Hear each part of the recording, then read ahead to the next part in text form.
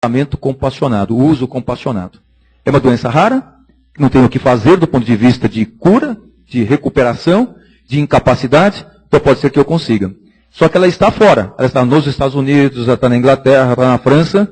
Será que eu posso prescrevê-la como médico? Eu, Marcão? Não podemos. De acordo com a legislação nossa do Hospital São Paulo, da Escola Paulista de Medicina, nós não podemos, porque nós temos um regimento interno. Porque o custo volta para o hospital. Embora seja um hospital público, o hospital orçamentado, ele tem um orçamento anual. E tudo que nós prescrevemos, o pagamento é pelo próprio hospital. Portanto, o diretor clínico não quer que nós prescrevamos medicamento que não tenha registro no SUS. Não é nem registro pela Anvisa. É no SUS. É para ficar mais barata a condição. Nós vivemos uma condição econômica também. Mas do ponto de vista de lei, será que eu posso prescrever uma medicação sob uma forma compaccionada? O uso compassionado é o método, procedimento que possibilita a disponibilização de medicações experimentais, ainda em processo de aprovação pela Food and Drug Administration americana, para pacientes mais graves. Frequentemente, a aprovação é realizada caso a caso pelo FDA. Uso compassionado é um termo usado nos Estados Unidos para método de tratamento experimental. Geralmente, para essas condições graves, que não há opção terapêutica. Há programas que procuram facilitar a inclusão de pacientes às novas terapêuticas em desenvolvimento. Os americanos, eles têm um interesse muito grande, porque eles registram e os outros pagam os royalties. E nós não podemos ficar atrás. Então nós temos que tentar também fazer essas condições de novas descobertas que aparecem. E na Europa, acontece a mesma coisa. E quem controla na Europa é o EMEA, que é essa fonte organizadora controladora. E ela permite a utilização sob uma forma compassionada de medicamentos para essas condições chamadas raras e graves. E tem uma lei apropriada para isso que nós estamos copiando. Essas mesmas coisas, nós estamos copiando deles.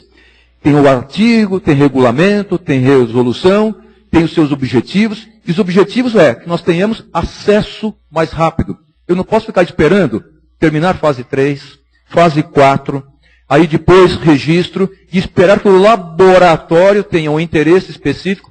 Aí como cidadãos, como revolucionários, nós temos que apertar, porque eles têm responsabilidade conosco também. É lógico que eles têm responsabilidade. Veja o que aconteceu com a AIDS. Se não houvesse essa forma de empurrar, nós não teríamos esse controle que nós temos hoje em relação a essa enfermidade. Em relação aos tratamentos, nós temos várias drogas.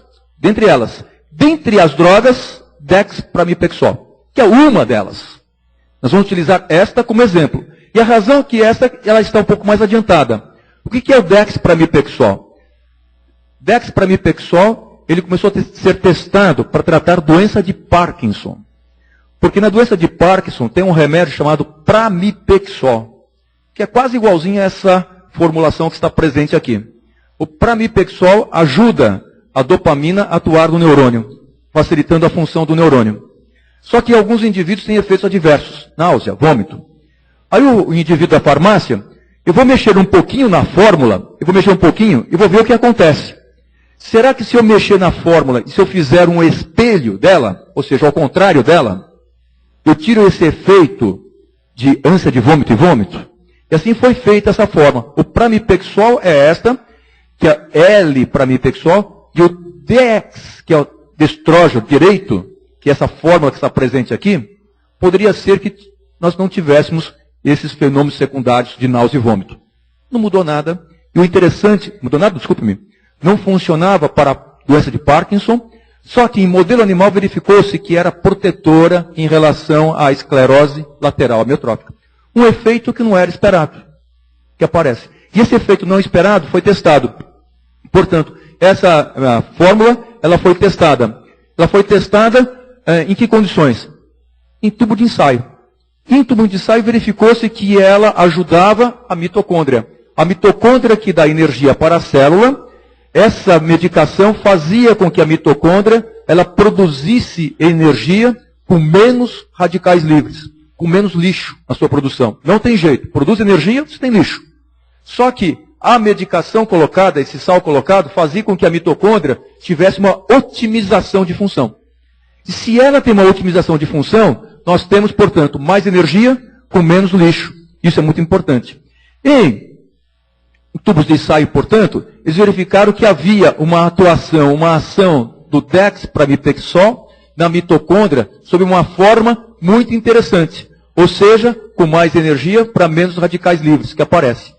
E desta forma, os indivíduos fizeram vários experimentos e foram descobrindo que essa medicação ela aumentaria a sobrevivência celular de forma significativa em ambientes estressores, que bloquearia a atividade de canais iônicos de larga condutância nas mitocôndrias lesadas e disfuncionais, que reduziria o consumo de oxigênio e aumentaria a produção de ATP, que é a energia, e reduz a produção de radicais livres em condições normais e sob estresse, e que ligaria ao complexo de ATP, que é a energia final.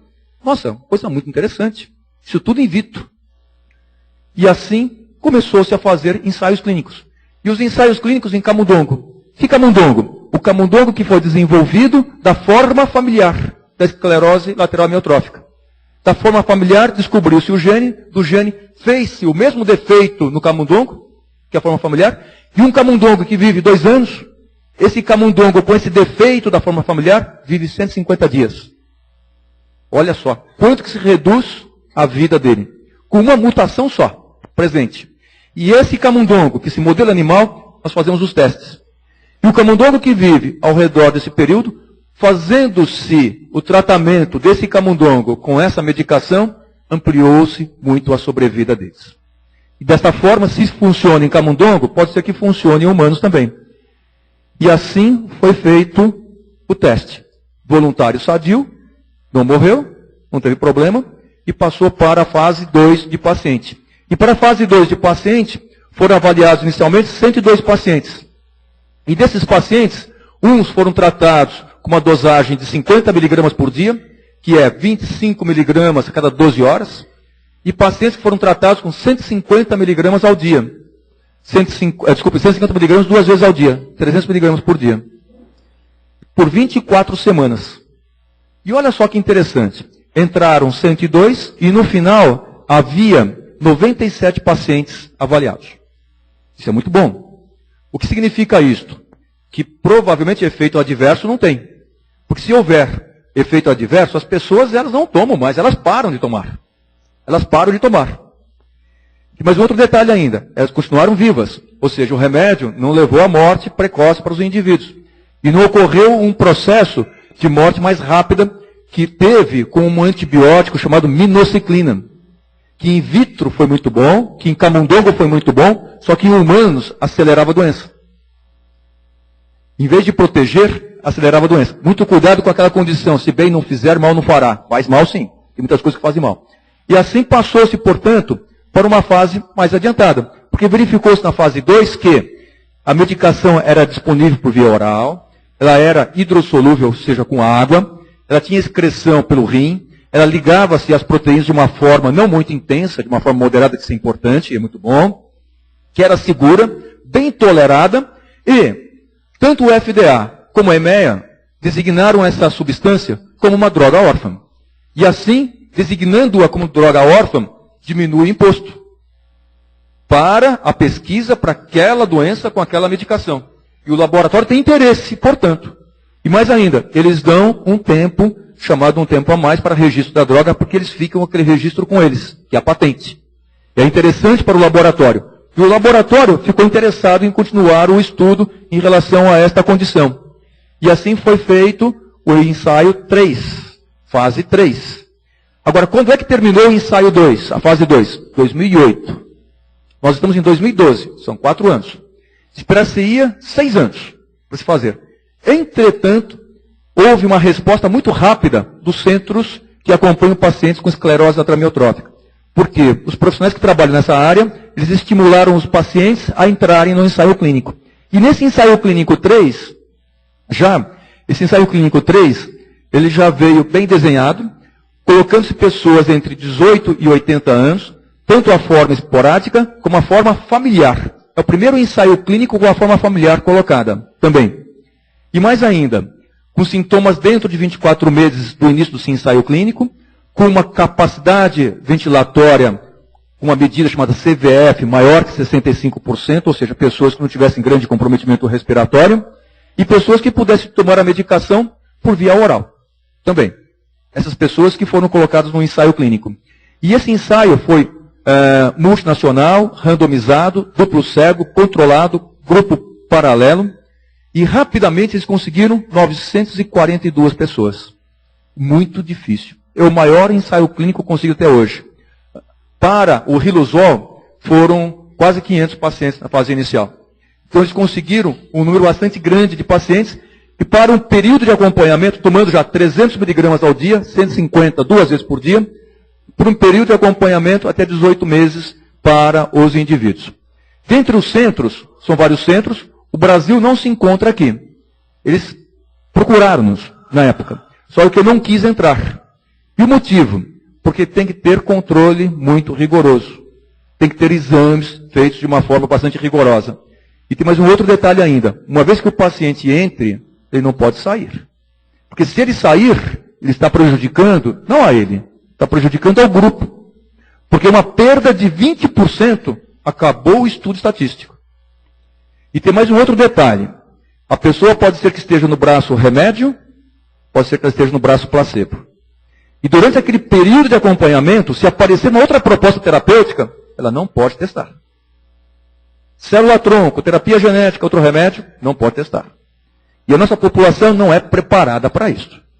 Já a população europeia, norte-americana, já é preparada. Mas vejam só, a Itália também não está presente. E a Itália é um centro fantástico de esclerose atramiotrófica, de estudo de esclerose atramiotrófica.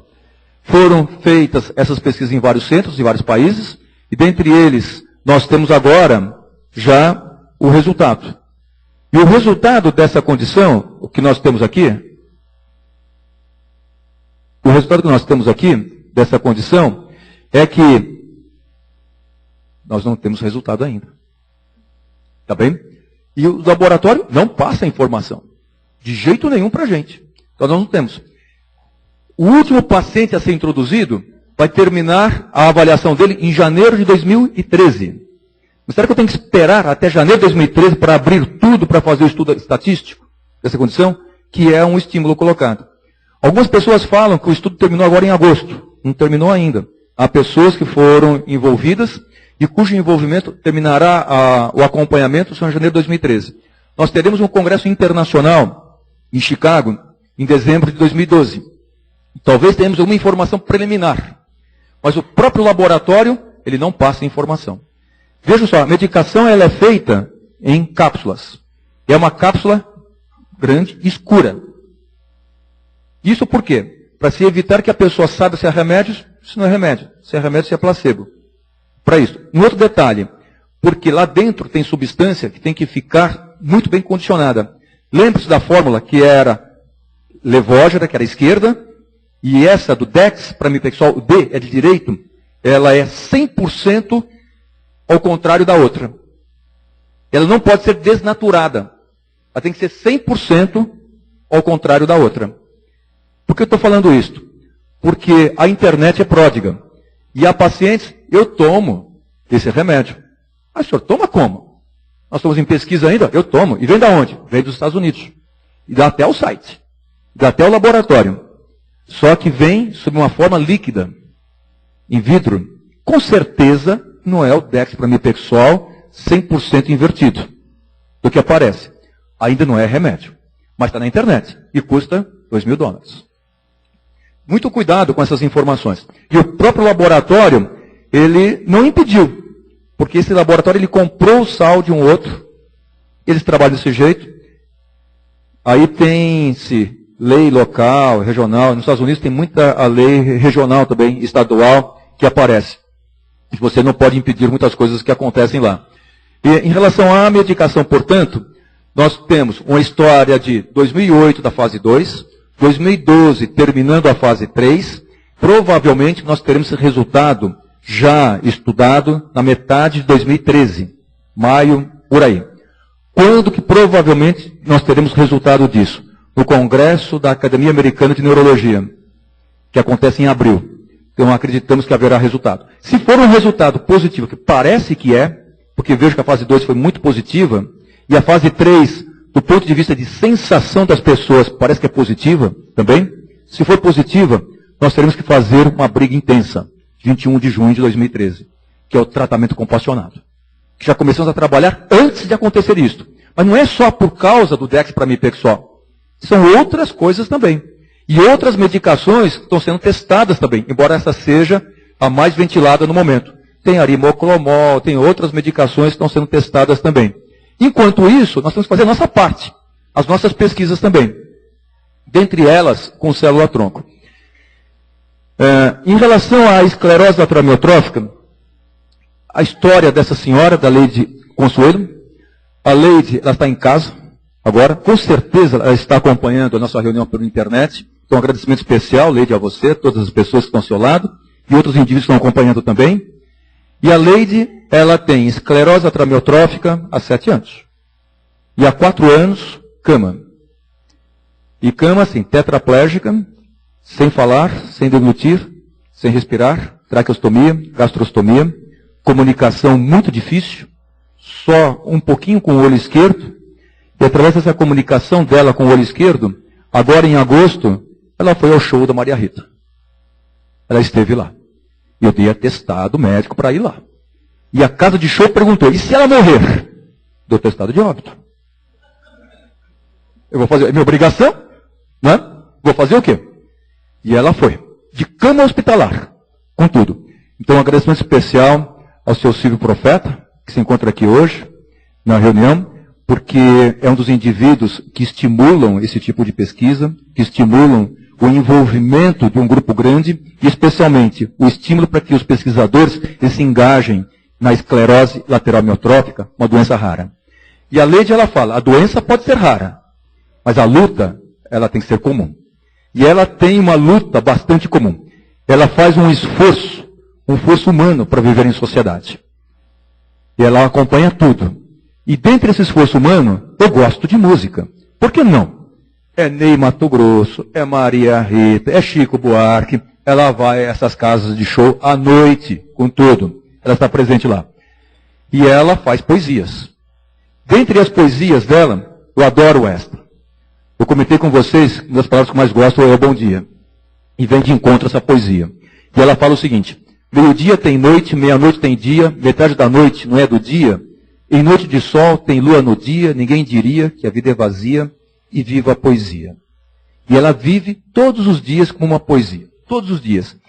Este é o grande esforço para viver em sociedade. E este é o grande esforço que nos permite haver dias maravilhosos. Todos os dias. Tudo depende de como que nós olhemos essas condições. Nós temos que agradecer a todos os momentos. Não importa como eles sejam. Não importa como que eles estejam. E com paciência, quem tem esclerose lateral amiotrófica sabe disto. Como é difícil. Como é difícil que as pessoas não entendam o que eu estou pensando, o que eu queira falar. Mas também o paciente tem que ter paciência com aquele que não entende, que não consegue entender o sofrimento também. Com paciência, nós podemos nos amar, amar outras pessoas e amar a misteriosa jornada da vida. E como é que a gente pode ter paciência? Nunca perder aquilo que nos alimenta. E o maior alimento é a esperança. Nós temos uma história linda, mitológica, a respeito da esperança, mas a esperança, ela, só de acreditar nela, já é um milagre. E praticamente é o maior e talvez o único milagre de todos. Quem tem esperança nunca vai se decepcionar. Nunca vai se decepcionar. E tendo esperança, nós podemos dizer que o coração alegre é como um bom remédio, mas o espírito abatido seca até os ossos. Um agradecimento especial a vocês. Bom dia.